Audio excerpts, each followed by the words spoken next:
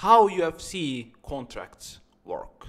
This is not boxing, this is the UFC. So here's the article, the compensation on pay-per-view. So a fighter makes $1 for each pay-per-view buys between 200,000 buys to 400,000 buys. So if you are a UFC fighter, let's say you're Sean O'Malley, you sell 400,000 pay-per-views, you make $1 per pay-per-view.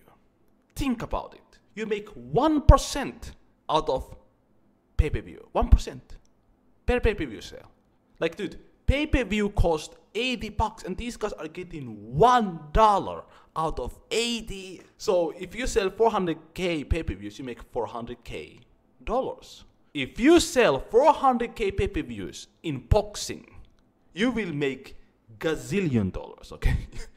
You know, because fighters get the most money. Now, $2, so you get $2 for each pay-per-view buys between 400,000 and 600,000 buys. So if you sell 600,000 pay-per-views, you get $2 per pay-per-views. Welcome to the UFC. Do you wanna be a fighter? Last but not least, you make $2.50, okay?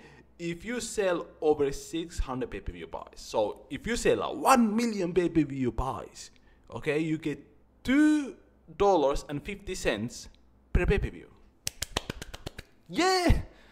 You're gonna be rich, baby! It's crazy how bad it is. Like, this is comical. Like, this is like a Dave Chappelle skit. How bad UFC contracts are. It's absolutely horrendous. This is the UFC estimated revenue in 2021, and UFC makes the least amount of money from pay-per-views. So when people talk about these pay-per-views, like, oh, you have to sell this amount of pay-per-views, why aren't NBA players selling pay-per-views? Pay-per-view doesn't bring money, really.